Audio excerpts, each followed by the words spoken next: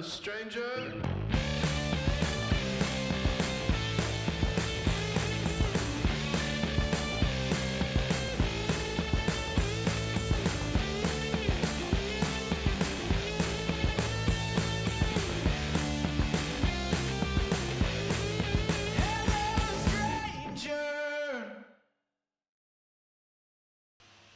Hello, and a very warm day, afternoon, morning, whenever this gets played out, to everyone who's joining us today at the photography show, the video show, and a very different photography show and video show than we were all expecting, but hopefully equally as exciting viewing and scintillating top tips for you all from some cracking speakers.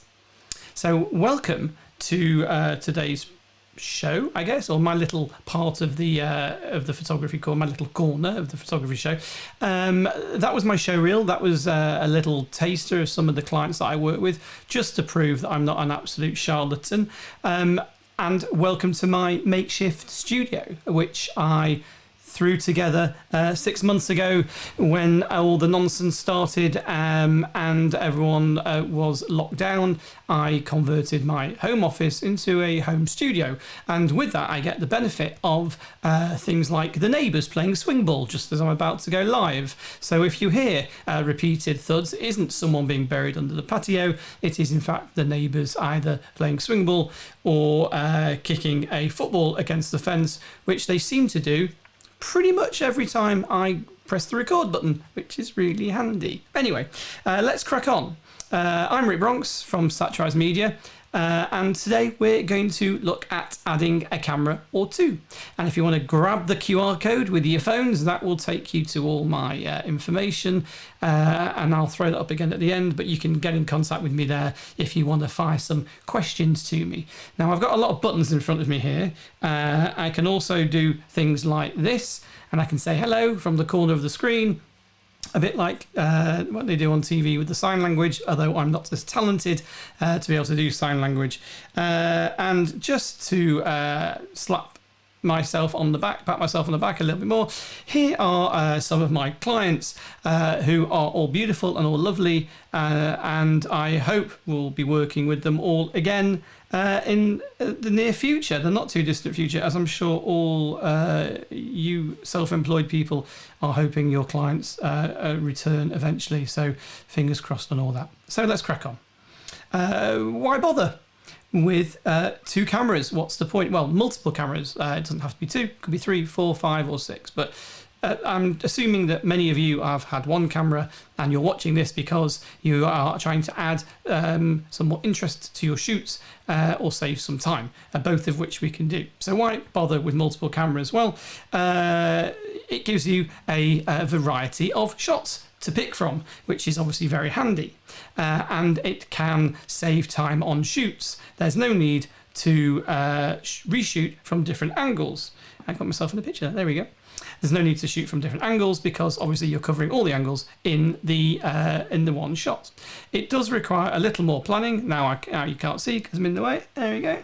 But it saves time in the edit because you're not having to match shots from what essentially were different takes. You're only matching the same take over again. And of course, because it saves time in the edit, it is really good for fast turnaround stuff. But before we crack on with discussing the ins and outs and the techniques of it, what's important to look at is some of the grammar behind filmmaking. And I remember talking about this last year at the show. Is a very important phrase which comes up a lot, and it's the first thing you get taught at film school or media course, is something called crossing the line. So what I'm going to show you is a small diagram to hopefully explain it better. Now, apologies if you know this. Some people may automatically do this because they don't actually know what it's called. They just do it because it looks right, which is, of course, absolutely fine. So crossing the line is basically, let's take a diagram of two people talking. We've got person left, person right. Now imagine a horizontal line dissecting right across the middle of them, just above there. And each of those cameras that you can see, I've just dropped them on, but they don't actually have to be in those positions, but they're on an arch, like a giant protractor. So if you're at school and you've got a giant protractor, this is how it would work. And anywhere on that dotted line is basically an okay or safe way to position the camera. So you can position that camera on the other side of the horizontal line, but anywhere along those dotted lines. Now, what that means is that you can use that to tell and show the scene. So this is a 3-camera shoot. And I'm going to try and do this and see if I can show it a bit more easily. So you can see there on you got person left, person right, all along there. So what you would do is, let's say the middle camera, whatever camera you're using, it would be naturally, I think that would be a wide shot. So the scene would be, though that shot would be 2 people talking, the middle camera would be the wide shot. The camera on the left there, pointing on this side, everything's backwards, is going to be shooting the person on the right, and the person across the camera across from there over here on this side is going to be shooting the person on the left. And that could be a mid shot, so it's a sort of like this, or it could be a close-up. But what you don't want to do is generally cut from a shot which is very tight like this from one person to the other, because it's quite intense on the viewer. So what I would suggest you do is use a crossing shot to show the change of view. And this also sort of throws into the next thing, which is using an edit to show the flow of conversation. So use a crossing shot. And by that I mean you start with the middle camera there, which is the wide. And then you would jump to either cameras on either side, depending on who you wanted to see in shot. So if the person on the right was talking, you would use the camera on the left. If the person on the left was talking, use the camera on the right. So it jumps between them, but it always is good practice to go to a wider shot in the middle, because this shows how the flow of the conversation.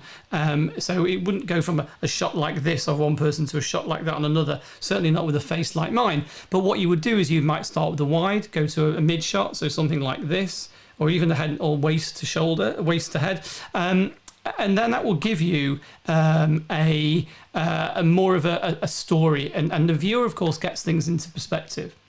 And on that note, you would get different shots of the same scene. And of course, if you're using 2 cameras or more, you can do that all in one go. Whereas if you're using 1 camera, you've got to jump. So you'd have to do the shot on the wide, then you would do the shot on shot of person A on the mid, and shot of B on the mid, and then all the close-ups. So it takes essentially 3 times as long.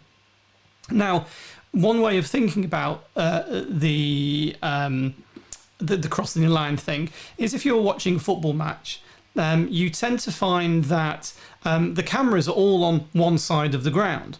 So the match is being played, you're looking at the match, your team is going from left to right, and you're watching the flow, the cameras are panning left and right, and that's generally the wide shot. And of course they cut to all the other different angles.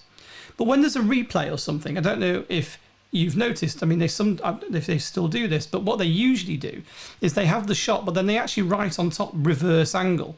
Because otherwise it's confusing to the viewer if the camera suddenly jumps, and that's what it's doing, it's jumping behind the line. So the imaginary line is in this case the other half of the football pitch. So if you're facing the game and then the camera's on the other side, your team that was going from left to right will now be going from right to left. So it's very confusing to the viewer, and that's why they actually label it reverse angle.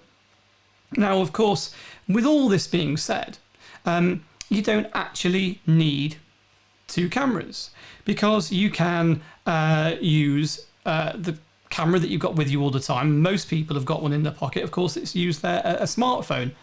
And of course, you could use a GoPro or a DJI Osmo Pocket or a thingy. But we've all got smartphones, most, I guess, certainly in the photography industry. Some people may even have an old one knocking around, so they can use that as well. And then the quality of them is pretty good. And we're going to talk about how we can sort of cheat by using your smartphone. But one great way of cheating using a smartphone is of course, using this multi-camera app. Now I'm going to try here and do a little bit of a demo. So bear with me while I'm going to switch to my phone. So there's my phone, which is in flight mode. So it's gone off. So nothing embarrassing comes up. And now here's it's not really as organized as this usually, but I've done it for the purpose of the demo. So I've got my camera apps here. One that's particularly interesting is actually this one called Double Take. Now, what you can see actually is you can see here's my little setup. There we go. It's all there. It's a bit wonkaloid, but if I click this button here, what you're seeing now, if I point it at my desk, you're seeing one app, and it's showing 4 different cameras. So you've got the selfie camera, which is the camera in front. Hello. So you can see the background behind me there. But you've also got the ability to use the ultra wide lens on the iPhone. In this case, you can also chop to the wide, and you can also chop between the zoom, the telephoto lens. Now, what that means is, I apologise because it's I think it's put me on green screen here. It has. So I won't bother taking off green screen, but you get the idea. You can see that this is now offering me 2 shots. So if I want to choose the ultra wide and the telephoto, for example, and I confirm that, it's now going to give me, you can see my screen there. So it's giving me both shots, and I can actually record those as separate files. So let's cut back to me, because that's all a bit where it goes. So what that app does, it actually records 2 streams of video which are different angles, or you can actually do it side by side in the app, so you're doing like a picture-in-picture effect. It's really clever, but what it's doing is, if you put your iPhone or with that app, or any smartphone that's got couple of different lenses, you can just put it on the tripod and you can record 2 cameras at once, which is great. So you've got the wide. I would probably use the ultra wide to capture the whole scene, and then you can also go into the zoom. And then if you really wanted to, you could use it to shoot yourself as well, so you can chop and change between them using the selfie camera. But of course, I'm not condoning it, but the next thing we'll look at is how to cheat. So if you have your phone set up, and you're going to record in the different formats, there is a nice little graphic that I've put together, which should hopefully explain a great way of cheating. And I call this a punching in, a bit like punching above, which many people do, including me, for many years of their lives with their partners. But let's go back and look at the different formats and trying not to make it really dull. So a while back, we had what was very happily known as standard definition, or SD, a little square tellies, and they would sit quite happily in the corner of the room, and no one really minded. And then in the recent years, of course, we have HD has come in. And so what you can see here is the relative size, HD to SD. And increasingly, and extremely common now, is we're getting 4K pretty much on everything. So all smartphones shoot 4K and HD, and and I'm sure you're going to be very interested to see some of the demos at the show, the virtual show, with cameras that are now shooting 8K. So what you can see here is the relative size of the different formats and how we've progressed from SD all those years ago to now 8K, and how much more picture information is in all those things. And they are, I think, pretty accurate in how I've done those and proportionally. So if you shoot a higher quality, it can help you with your edit. So let's jump to the next little graphical representation here. And this is quite a nice way of showing what I mean. So here's a man, obviously, playing, or a bearded lady, playing the guitar. This is in Paris, when we could go to Paris and enjoy Paris. But he's playing the guitar, and it's shot in 4K. So this is a still frame from my 4K video. So let's drop in what actually is an HD, excuse me, an HD frame. Now this is showing you that the relative size of the frame, and what we could do in the edit suite, of course, is we can move this around. So if we were editing an HD timeline, so if we were working in a HD 1920 by 1080 project, which a lot of my clients are more than happy with, and most of them don't really want 4K because they can't distribute it yet, but I shoot in 4K for future proofing. However, if you're exporting in HD, you can take a 4K or 8K or 6K frame and you could squash it in so that the whole thing sits in it, but you could leave it in its native size. And by doing that, it enables you to essentially pan around the shot. Now, obviously, you could take any section of this, so you could top, left, right, but arbitrarily, I would probably go for this kind of crop. Now, what that would do is you would have the shot, the wide shot of the guy playing the guitar, and then you could crop in to see his face. Now, that would give us two cameras from your phone without any apps, but because it only works when you are editing in a lower resolution timeline than you shot in. So if you're shooting 4K, editing in HD, you've got all that space. If you're shooting in 8K and you're editing in 4K, you've got that space back again. But if you're editing 8K and shooting in HD, shooting in 8K and editing in HD, you've got oozles of space to play with. So bear that in mind when you go off and you got your iPhone. It's a little cheaty way, but also you can use it with any camera. So if you set your mirrorless, I got my Lumix S1 and my S1H, and I often shoot in 4K because when I know go back to an edit, and I've got all that lovely picture to play with. So let's look at multi camera tips. And these are, of course, in an ideal world, so they're not necessarily what you can achieve immediately, but it's something that, is worth bearing in mind.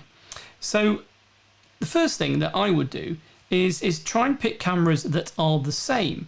And easier said than done, of course, but if you already have one and you can pick a used camera body up at a bargain price, then go for it. And because if picking cameras that are the same enables you to set them up the same, because that will give you similar colours, which then saves you a whole load of ball ache in edit trying to match colours. And if you can't match them in edit, then you can cheat. And there's ways of doing that. So maybe one camera could be in black and white in the edit. So if you can't match the colours exactly, say you're doing an interview, you can have the wide shot as your main camera in colour, obviously. Then you could crash in to a real close-up of the person talking on the second camera, but you can black and white that. So it gives it a bit more visual interest, and you don't have to faff around, colour grading and stuff if you're not comfortable with colour grading.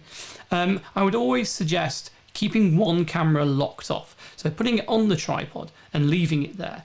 And there's more reasons for doing that when we get down and talk about audio in a moment. But keeping one locked off is almost like a safety net.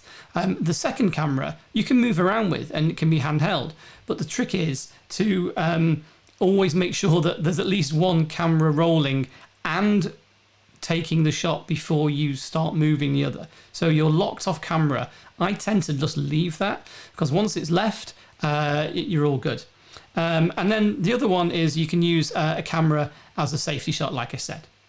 So one camera is static, one as a safety shot, and then you can move the other camera around and get close-ups of hands, reactions, and then you've got the ability to always cut to the safety if you mess it up.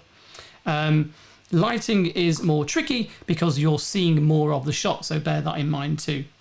And when you start filming, do a hand clap. And the hand clap is a visual and also an audio cue, so you know where to match the clips with when you come to edit, and you'll see the waveform of the clap, and you'll see it on the screen, and then you know that that's the point where the camera's going to sync. And lots of edits are done, lots of edit software now, it has automatic syncing and stuff like that. So if you're going to use automatic syncing, make sure that the camera times match, that the internal clocks are set correctly as well.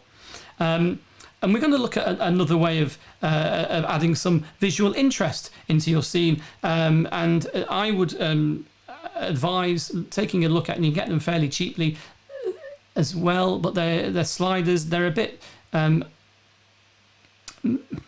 lampooned a lot because people overuse them in the days where SLR shooting was coming around, but they can be really helpful in creating a really dynamic and interesting shot, and you can get them for a couple of £100 or a few £1,000 that do various motion controls, but they all tend to do the same thing, which is slide along a track. So let's see here. Here's a shot when I was again on a corporate shoot, and you can see here you've got I've got the interviewee sat in front of the camera, and I've got the sort of the lady producing sitting there behind the camera. So you've got the static camera there up on the right, and you've got the camera on the slider on the left, and you can see a few things from that picture. Firstly, I'm taking the audio from the static camera, more about that in a minute, and they're both the same. So they're a couple of Lumix S1 cameras, and the camera on the slider is just going left and right, left and right.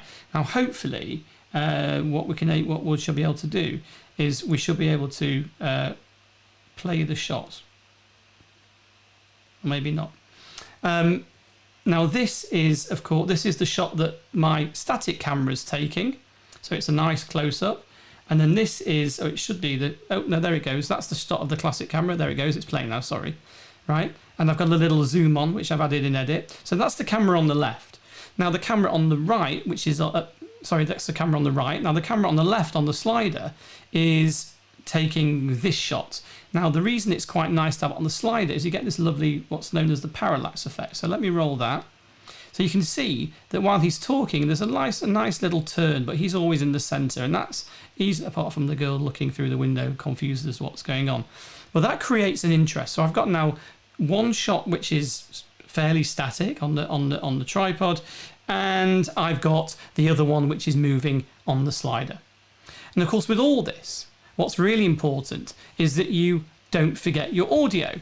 Now, there's a load of seminars to watch at the virtual festival with my friends at Sennheiser, who I use a lot of their equipment because it's really good, and I don't get paid to say it. I use it because it just works, and I get some great results from it.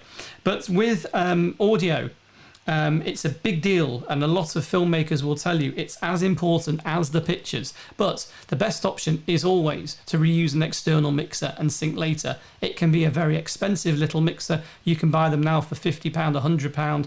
Zoom do some little mixers. I mean, you could even use your smartphone voice recorder with an external mic plugged in. However, what I would recommend is using the static camera like we saw in that interview shot I showed you before. The camera on the right had the audio feeds coming into it.